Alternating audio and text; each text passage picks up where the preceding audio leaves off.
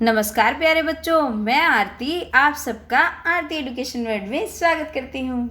बच्चों, आज की इस वीडियो में हम आपकी कक्षा 7 की सामाजिक विज्ञान विषय यानी कि सोशल साइंस की वर्कशीट नंबर 10 करेंगे और जिसकी डेट है 28 अक्टूबर 2010।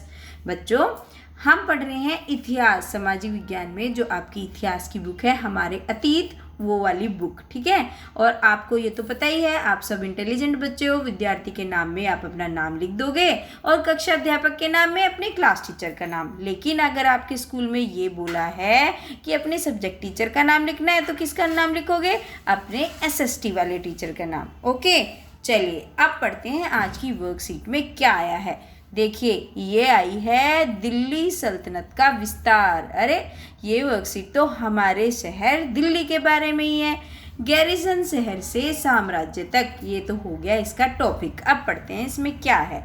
13वीं शताब्दी के आरंभिक वर्षों में दिल्ली के सुल्तानों का शासन गैरिसनों के निवास के लिए बने मजबूत किलेबंद शहरों से परे शायद ही कभी फैला हो।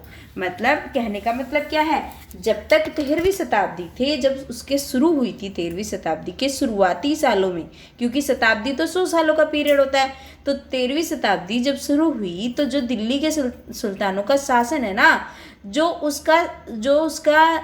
उसके निवास के लिए जो जगह बनती है, उनकी किले बंद, बस वहीं तक उनका राज्य चलता था, मतलब ज़्यादा आगे नहीं फैलता था। और गैरिसन क्या होता है? जो रक्षक सैनिक होते थे, उनकी जो टुकड़ियाँ होती थी उसको बोलते थे गैरिसन। तो मतलब उनके जो शहरों का विस्तार है ना, वो ज़्यादा नहीं था। सुल्तानों का शासन वो थोड़े एरिया में ही होता था। शहरों से संबंध था, लेकिन उनसे दूर भीतरी प्रदेशों पर उनका नियंत्रण ना के बराबर था। मतलब शहरों से तो था उनका संबंध, लेकिन जो अंदर के जो एरियाज हो गए उन पे उनका कंट्रोल बिल्कुल भी नहीं था। और इसलिए उन्हें आवश्यक सामग्री रसद आदि के लिए व्यापार कर या लूट मार पर ही निर्भर रहना पड़ता था। अब उनकी आमदनी कैसे होगी, क्योंकि उनका अंदर नियंत्रण नहीं था।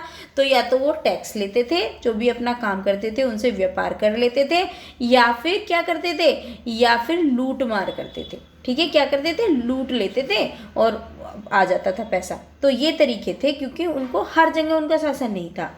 दिल्ली से सुदूर बंगाल और सिंध के गैरिसन शहरों का नियंत्रण बहुत ही कठिन था। अब दिल्ली में रह के दिल्ली के सुल्तान है, अब दिल्ली से इतनी दूर, क्योंकि आजकल के जैसी चीज़ नहीं थी ना। आजकल तो भाई देखो, 2 घंटे में हम इंडिया के किसी भी कोने पे पहुंच सकते हैं, लेकिन पहले ऐसा नहीं था।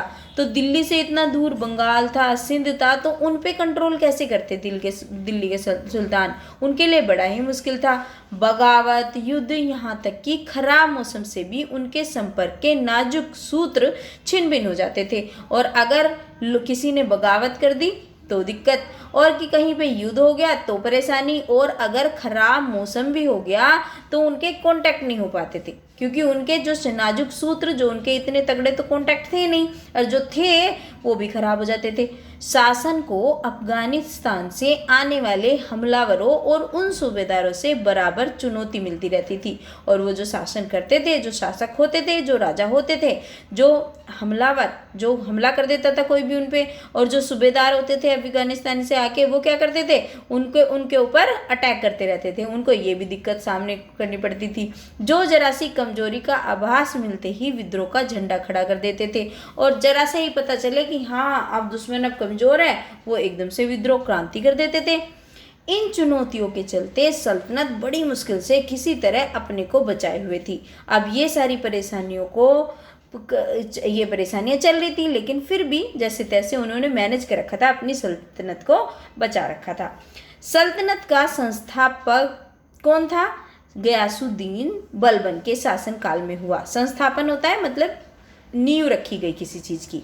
जो सल्तनत का संस्थापन किसके टाइम में हुए? ये गयासुद्दीन बलबन नाम के एक शासक थे, राजा थे, मतलब जो आप ये कहिए सम्राट थे। ठीक है, इसका विस्तार अलाउद्दीन खिलजी ने किया और मोहम्मद तुगलक के राज्यकाल में हुआ। मतलब सबसे पहले तो यही बने, अगर पहले पूछा जाएगा। लेकिन इसको बढ़ाया किसने? इनके शासन को किसने बढ़ाया? जो अलाउद्दीन खिलजी और मोहम्मद तुगलक, उनके नाम को हम भुला नहीं सकते। विस्तार के अभियान दो तरह के थे। अब विस्तार के अभियान कैसे थे, कैसे कैसे बढ़ाया, चलिए अब ये देख लेते हैं। सल्तनत की भीतरी सीमा, गैरिसन शहरों के भीतरी क्षेत्र। सल्तनत की भीतरी सीमा जो मतलब गैरिसन जो सेना की टुकड़ियाँ थी जो उनके अंदर के क्षेत्र, और सल्तनत की बाहरी सीमा जो उनके सल्तनत जो उनका एरिया था जहाँ पे वो क्या करते थे, अपनी उनका शासन चलता था, वहाँ पे गैरिसन के भीतरी क्षेत्रों से परे के क्षेत्र, जो उनके अंदर के क्षेत्र नहीं थे उससे बाहर के क्षेत्र थे वो। ठीक है, चलिए आप देखते हैं आगे क्या है। सल्तनत की भीतरी सीमाओं में जो अभियान चले उनका लक्ष्य था गैरिसन शहरों की पृष्ठभूमि में स्थित भीतरी क्षेत्रों की स्थिति मजबूत करना। तो उसमें जो भी अभियान चलाते थे वो विस्तार करने को, उसका अच्छा करने को, उसको बढ़ाने को, अपनी सल्तनत को मजबूत करने को। तो उनका एक उद्देश्य रहता था, क्या होता था कि जो भीतरी सीमा के जो भीतरी क्षेत्र है ना, जो उसके अंदर के जो उनके जो सेना की टुकड़ियाँ जहाँ पे थी, जहाँ तक उनकी फैली हुई थी, तो उन एरियाज को मजबूत करना। ठीक है, और क्या काम था उनका, गंगा यमुना के दोआब से जंगलों को साफ कर दिया गया था। जो गंगा यमुना के दोआब थे वहाँ से जो जंगल थे उनको साफ कर दिया गया। बच्चों दोआब जानते हो आप, दोआब क्या होता है? दोआब होता है जो दो नदियों के बीच की जो जगह होती है उसको बोलते हैं दोआब। तो गंगा यमुना के जो बीच के जो जंगल थे उनको साफ कर दिया गया, और शिकारी संग्रह को तथा चारावाहों को उनके पर्यावास से खदेड़ दिया गया। और जहाँ वो जो वहाँ पे शिकारी रहते थे या फिर उन जंगलों का जो संग्राहक थे या चारवाहे रहते थे उनको भी वहाँ से भगा दिया। ठीक है, वह जमीन किसानों को दे दी गई और कृषि कार्य को प्रोत्साहित किया गया। और क्या करा, वो उस जमीन को दे दिया किसानों को कि अब तुम इस पे खेती करो, जिससे उनको खेती से आमदनी हो, खेती में काम दाम हो। और उनका जो भीतरी क्षेत्र है, भीतरी समझे, भीतरी क्षेत्र कौन सा, जहाँ पे उनकी सेना की टुकड़ी रहती थी, जहाँ तक का उनका एरिया था, जहाँ पे उनका शासन चलता था, उन चीज़ों की बात करी गई है।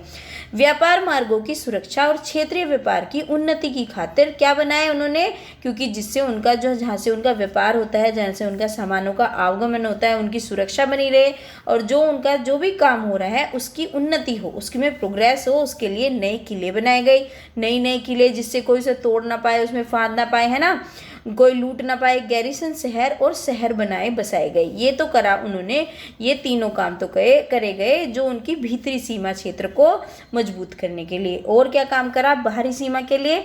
बाहरी सीमा के लिए करा अलाउद्दीन खिलजी के शासनकाल में दक्षिण भारत को लक्ष्य करके सैनिक अभियान शुरू करा गया, क्योंकि ये तो उनमें शासन था ही, उसको मजबूत कर रहे थे। जहाँ पे उनका शासन नहीं है उन क्षेत्रों को देख रहे हैं इसमें, तो उन्होंने क्या करा, जो दक्षिण भारत था सैनिक अभियान शुरू करा। ये अभियान चलाया मोहम्मद तुगलक के समय में अपनी चरम सीमा पर पहुंचा। शुरुआत तो कर दी थी अलाउद्दीन खिलजी ने दक्षिण भारत को अपने शासनकाल में लेने की, लेकिन मोहम्मद तुगलक ने बिल्कुल एक्सट्रीम लेवल पे पहुंचा दिया था। मतलब अब वो पूरे जोर शोर से अब इसमें मेहनत कर रहा था।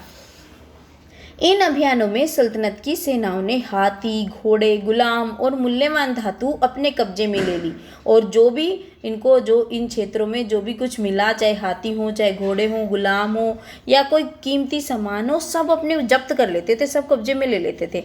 मोहम्मद तुगलक के राज्यकाल के अंत तक इस उपमहाद्वीप का एक विशाल क्षेत्र इसके युद्ध अभियान के अंतर्गत आ चुका था। अब उन्होंने क्या करा, जब तक मोहम्मद तुगलक आए, अलाउद्दीन खिलजी के बाद आए ना मोहम्मद तुगलक, तो जब तक इन्होंने एक बहुत बड़ा एरिया अपने कब्जे में ले लिया था। दिल्ली सल्तनत की सेनाओं ने शत्रुओं की सेनाओं को परास्त कर दिया था। तो जो जिससे भी लड़ते थे दिल्ली सुल्तान उनको हरा देते थे और शहरों पर कब्जा कर लिया था। ठीक है, इसके सूबेदार और प्रशासक मुकदमों से फैसले सुनाते थे, मुकदमा होता था और उससे फैसले सुनाते थे, और साथ ही किसानों से कर वसूलते थे, किसानों से टैक्स लेते थे, जो वो खेती करते थे उससे टैक्स लेते थे। तो इससे भी जब टैक्स आएगा तो पैसा आएगा सल्तनत के पास। अब सल्तनत के पास पैसा आएगा तो सल्तनत मजबूत होगी। तो ये चीज़ें थी, एक तो वो टैक्स लेते थे और मूल्यवान चीज़ों को जब्त कर लेते थे, है ना। एक तो टैक्स लेते थे और क्या करते थे, मूल्यवान चीज़ों को जब्त करके और उनको अपने अंदर मिला लेते थे उन क्षेत्रों को। ठीक है, चलिए बच्चों ये शब्द आए थे, वैसे तो मैंने पहले ही बता दिया आपको। भीतरी प्रदेश का मतलब होता है किसी शहर या बंदरगाह के आसपास के इलाके, है ना, जो उसके शहर और वस्तुओं की पूर्ति करते हैं। भीतरी प्रवेश मैंने आपको बताई, जो इसमें उनका सब काम धाम चलता है, जो उनके अंदर की सीमाएं हैं, जहाँ पे उनके सैनिक की टुकड़ियाँ उकड़ियाँ होती हैं वो। और गैरिसन शहर जो किलेबंद बसाव जहाँ सैनिक रहते हैं, जो सैनिक रहते हैं ना जहाँ पे, उस जगह को बोलते हैं गैरिसन शहर। और दो नदियों के बीच की जमीन को बोलते हैं। ठीक है, चलिए ये तो आपको समझ में आ गया। बच्चों अब आपको भारत के भौतिक मानचित्र पे अलाउद्दीन खिलजी के दक्षिण भारत के अभियान को दर्शाना है, और सहायता के लिए क्या करना है, हमारे अतीत भाग 2 का पृष्ठ संख्या 34 और 35 देखनी है। ठीक है, ये आपको करना है। आप देख लेते हैं इसके प्रश्न उत्तर क्या है। देखिए प्रश्न उत्तर, दिल्ली सल्तनत से सुदूर 2 गैरिसन शहरों के नाम लिखिए। तो दिल्ली सल्तनत से दूर 2 गैरिसन शहर कौन से आए हैं बच्चों? थोड़ा सा बड़ा कर देती हूँ आपके लिए, आपको दिखेगा नहीं ठीक से। ये देखिए, दिल्ली सल्तनत से सुदूर 2 गैरिसन शहर थे, एक तो बंगाल था और दूसरा कौन सा था? सिंध। किसके शासन के दौरान सल्तनत का सबसे अधिक विस्तार हुआ? तो मोहम्मद तुगलक के दौरान हुआ ना। सब पहले तो अलाउद्दीन खिलजी ने करा, तो या इसमें आप करिए दोनों लिख लीजिए, है ना, मोहम्मद तुगलक व अलाउद्दीन खिलजी। ठीक है, अलाउद्दीन खिलजी। ठीक है, दोनों के नाम लिख लेना बच्चों आप इसमें। ठीक है, क्योंकि इन दोनों ने विस्तार करा था। चलिए अब तीसरा प्रश्न है, सल्तनत की भीतरी और बाहरी सीमा से आप क्या समझते हैं? तो भीतरी सीमाओं में किसी शहर के आसपास के इलाके जो उस शहर के लिए वस्तुओं और सेवाओं की आपूर्ति करते हैं। और बाहरी सीमा क्या होती है? बाहरी सीमाओं गैरिसन शहरों के भीतरी क्षेत्रों से परे के क्षेत्र, उनसे अलग के क्षेत्र को क्या बोलते हैं? बोलते हैं बाहरी सीमा। ठीक है, चलिए बच्चों तो ये थी आज की आपकी वर्कशीट, और होपफुली आपको वीडियो से बहुत मदद मिली होगी। और बच्चों अगर वीडियो को आपको वीडियो से हेल्प मिलती है तो आपने वीडियो तो खैर लाइक कर दी होगी, मैं जानती हूँ बहुत प्यारे बच्चे हैं आप, लेकिन आपको ज़्यादा से ज़्यादा चैनल को शेयर भी करना है, जिससे हमारे चैनल के आरती एजुकेशन वर्ल्ड, जो आपका एजुकेशन वर्ल्ड है, उसके सब्सक्राइबर बढ़े और चैनल ग्रो करे। और बच्चों जैसे आप प्यारे से हैं, अपना एक प्यारा सा कमेंट भी छोड़ना, आपको कैसा लगता है, समझ में आता है या नहीं आता है। फिर आऊँगी आपकी अगली वर्कशीट लेके, तब तक के लिए धन्यवाद।